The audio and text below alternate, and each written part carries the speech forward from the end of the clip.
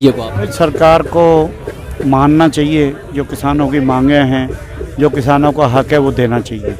और जो तीनों काले कानून हैं उनको ख़त्म करके और किसानों की मांगों को मानना चाहिए। तो किसान बेचारे परेशान हैं। वैसे तो चलो सब कुछ है, यहाँ कोई कमी तो है नहीं, ना लंगरों की कमी है, ना किसी पदार्थ की कमी है यहाँ, पर फिर भी घरों से बेघर होके आके सड़कों पे पड़े हैं, तो परेशानी तो है ही सही। तो इनको मानना चाहिए, उनकी जो जायज़ मांगे हैं। तो ऐसी बात नहीं है, कानून है। कानून अगर नहीं किसान चाहता है तो किसानों के लिए बनाया, नहीं चाहते तो किसानों को रद्द करके और किसानों का हक दें, बस यही। 1 महीना हो गया लगभग बाबा। हाँ जी, और आपकी तरफ से यह लगातार लंगर सेवा चल रही है। अगर सरकार नहीं मानती है तो ये सेवा चलती रहेगी जब तक किसान यहाँ डटे हुए हैं, जब तक किसानों को हक नहीं मिलता है लंगर सेवा चलती रहेगी। क्यों, ये 550 साल हो गए लंगर सेवा चलते। गुरु नानक देव जी ने जो चलाई है 20 रुपये से, तो ये तो कोई अंत ही नहीं है। अब ये तो चलती रहेगी, कभी नहीं हटेगी। जब तक दुनिया रहेगी, जब तक लंगर चलते ही रहेंगे। और जब तक किसान अपने बॉर्डरों पे डरते हैं दिल्ली के पे अपने हकों के लिए, तब तक यहाँ भी चलते रहेंगे। और जब भी कहाँ कोई विपदा या कोई बाढ़ या कुछ भी आती है तो वहाँ भी लगाते हैं हम लंगर जाके हमेशा। आगे इस लंगर के बारे में बताइए कि कैसे इसका होता है इंतज़ाम, और कहाँ से होता है या किस तरीके से किया जाता है? सारा इंतजाम ईश्वर करते हैं, परमेश्वर कर रहे हैं, और संगतें ही कर रही है। उन्हीं का है जो 10वां हिस्सा निकालते हैं अपनी कमाई का। 10 नाखूनों से जो कमाई करते हैं उसका 10वां हिस्सा निकालते हैं, उससे ये सारे लंगर चलते हैं। और ईश्वर खुद विराजमान है, लंगरों करवा रहे हैं, वही करवा रहे हैं सारा कुछ। इंसान के बस की बात नहीं है, आदमी कुछ नहीं कर सकता, सब कुछ वो कर रहे हैं। सारा उन्हीं का एक पसारा चल रहा है, तो वही करवा रहे हैं, वही करवाते रहें, यही प्रार्थना उनसे। इसको लेके बड़ा सवाल लोग करते आए हैं या विपक्ष करता आया है, सत्ताधारी लोग, की ये फंडिंग होती है, पैसे कहाँ से आते हैं कहाँ से नहीं आते। लेकिन लगातार आपकी सेवा चल रही है, तो सवाल हो गया, लगातार सेवाएं चल रही है। उनके इस बयान को कहाँ तक आप सही मानते हैं? ऐसा ही, ये फंडिंग की जो बात करते हैं, फंडिंग सिर्फ जो हमारे किसानों के बच्चे जो बाहर स्टूडेंट हैं, पढ़ने गए, वो अपनी जो कमाई करते हैं, थोड़ी थोड़ी पढ़ाई भी करते हैं, वो हिस्सा निकाल के थोड़ा थोड़ा भेज रहे हैं बेचारे, तो चला उनके वो हिस्सा यहाँ लंगरों में डाल रहे हैं वो। और बाकी जो यहाँ की जो संगत है वो भी डाल रही है ज़्यादा, यहाँ की संगत की ही सेवा ज़्यादा चल रही है। और जो बाहर गए हैं बच्चे, जो पढ़ने गए हैं, वो बच्चे भी भेज रहे हैं कमाई से, अपनी कमाई को वो सफला कर रहे हैं। तो जब भगवान के यहाँ से जब जीव आता है ना, जब माता के गर्भ में होता है, तो जो भी गंदगी वगैरह सब उसके ऊपर से जाती है, तो उसकी लिवा अकाल पुरख से जुड़ी होती है। तो वो प्रार्थना करता है ईश्वर से, है परमेश्वर मुझे इस कुंभी नरक से छुटकारा दिलाइए, ताकि मैं मातलोक में जाके 2 दसवंत निकालूंगा आपके। एक तो जो 10 नाखूनों की कमाई करूंगा उसका 10वां हिस्सा निकालूंगा। जैसे 10 रुपये कमाए तो 1 रुपया गुरु के लंगरों में, 100 रुपया कमाया तो 10 रुपये गुरु के लंगरों में, उससे लंगर चलते हैं। और जो मातलोक में जाके आप श्वासों की पूंजी जो बख्शेंगे मुझे, उसका भी 10वां हिस्सा निकालूंगा। 24 घंटे में हर इंसान को 24,000 श्वास आते हैं। 24,000 श्वासों का 2.5 घंटे 10वां हिस्सा बनता है। तो वो 10वां 2.5 घंटे परमेश्वर का नाम भी जपते हैं हर, ताकि वो 10वां निकले। तो भगवान से मान के आए, वो निकालते हैं, उनसे लंगर चल रहे हैं सर। हम तो चौकीदार हैं, चौकीदारा कर रहे हैं, करवा तो खुद ही रहे हैं।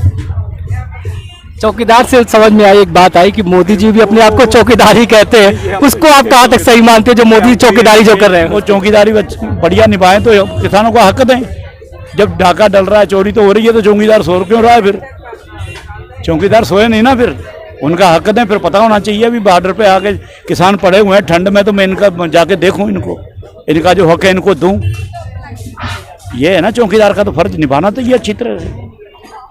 प्रधानमंत्री गुजरात गए, वहाँ सिख भाइयों से मुलाकात की उन्होंने, जो बॉर्डर पर है वहाँ पर।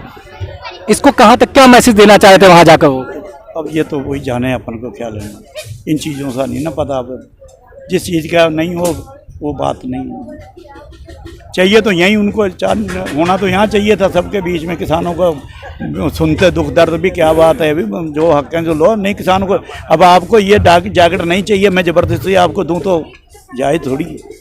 आपको नहीं चाहिए तो फिर नहीं दूँ मैं आपको। जब इनको नहीं ये मंजूर हैं किसान को, जो ये तीनों काले कानून हैं, काले कानून कह रहे हैं जिसको, तो इनको नहीं देने चाहिए। सरकार को क्या मैसेज देना चाहेंगे हमारे माध्यम से? सरकार ये भी किसानों का हक मिलना चाहिए। इसको बस बस जूम करके आ जाओ।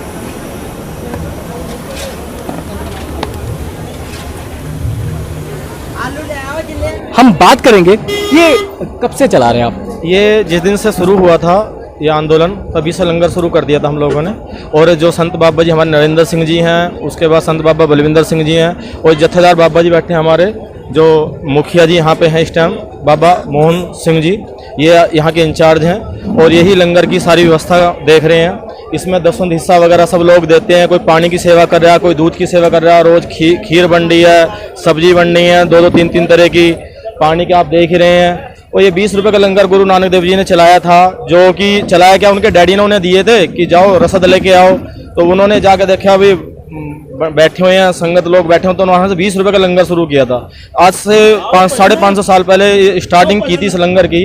वो लंगर आज तक चलता आ रहा है। और ये देखो दवाइयों के लंगर लगे हुए हैं। यहाँ कोई धर्म नहीं, कोई जात पात नहीं, कोई कुछ नहीं है। हर यहाँ पे जो भी आ रहा है, कोई सिख है, कोई हिंदू है, कोई मुसलमान है, सब एक है हमारे लिए। जो किसान से जुड़ा हुआ है वो यहाँ लंगर छकता है, आता है, सेवा करता है, तो वो सब सेवा चल रही है। बाकी हमारे 50% जो पंजाब के हैं वो फॉरेन में बैठे हुए हैं, जो वहाँ से लोग सेवा कर रहे हैं, कोई दसवंध हिस्सा निकाल रहे हैं, सब अपनी सेवा कर रहे हैं। तो बहुत अच्छा लग रहा है देख कर कि देखो कितना हमारे गुरुजी ने जो लंगर चलाया था 20 रुपये का चलाया था। 20 रुपये का चलाने के बाद देखो ना, आप देखो संगत देखो, एक महीने से किसी चीज़ की कमी नहीं आ रही है। अगर हमारे वो गुरुजी 100 रुपये का चला देते लंगर, हो सकता था यहाँ पता नहीं नोटों की बरसात हो जाती। तो खैर अभी भी हो सकती है। हमारे गुरुजी ने बड़ी कृपा करी है हम सिखों के ऊपर। जो कहीं भी सैलाब आता है, कहीं कुछ भी होता है, तो सिख धर्म एक कौम ये ऐसी है। हालांकि आपको पता 84 में हमारे साथ बहुत माड़ा होया, 47 हर तरीके जहाँ भी कहीं हम सिखों के लिए आपको पता ही है, कुछ भी सबसे पहले सिख धर्म है जो आगे हर किसी धर्म के लिए आगे। हमारे गुरु तेग बहादुर साहब जी ने अपना बलिदान दिया, चरखड़ियों पे चढ़े, आरोनाल चीरे गए। हम सिख लोग, आपको पता है इतिहास बहुत बड़ा है हमारा। अगर मैं आपसे बात करूंगा तो कम से कम 2-3 घंटे लग जाएंगे। और आपको मैं बता दूं, अभी जो ठंड चल रही है इसमें हमारे गुरु गोविंद सिंह जी जिन्होंने अपना सर्वस्व दान कर दिया था, फतेहगढ़ साहब सरहंद में जो छोटे साहबजादे थे, आज उनका शहीदी दिहाड़ा है, जो आज दिन है वो शहीदी दिहाड़े का है।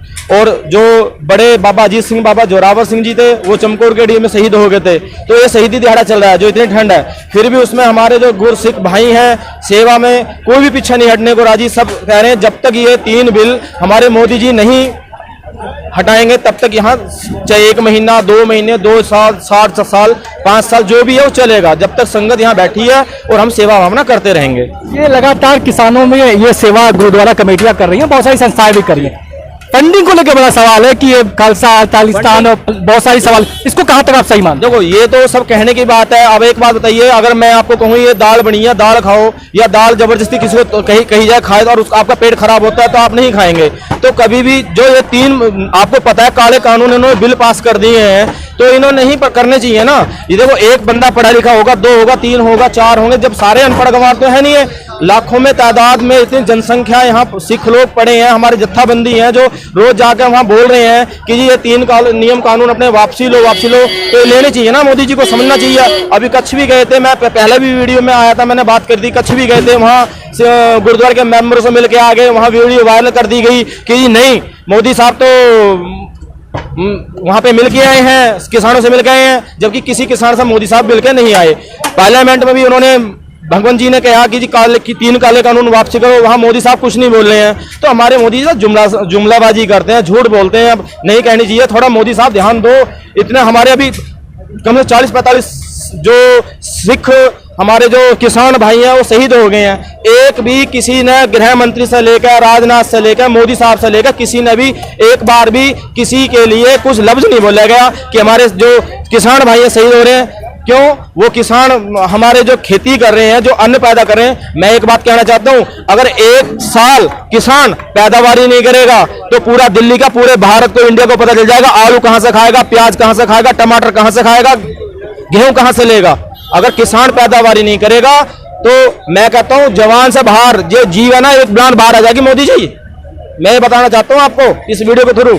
तो थोड़ा ध्यान दीजिए। ये किसान भाई मेरे बैठे हुए हैं, तो इनको नियम कानून जो आपने काले नियम कानून बनाए, इनको वापसी कीजिए, वरना फिर बैठे हैं हम लोग। 1 महीना हो चुका आंदोलन को और सरकार फिलहाल मानने को तो नहीं दिख रही जैसे हालात सरकार के।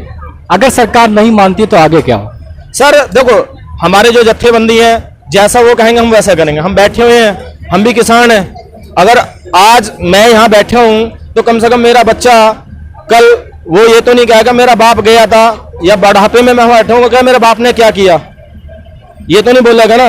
अगर ये नियम कानून के लिए हम यहाँ आज शहीद होते हैं ना, तो कोई फर्क नहीं पड़ता। कल को मेरा बच्चा ये तो कहेगा मेरा बाप मेरे लिए ये कर गया है, ठीक है ना सर। तो ये जब तक नियम कानून, ये अपने काले जो कानून है, इनके वापसी नहीं होंगे, नहीं ये लेंगे,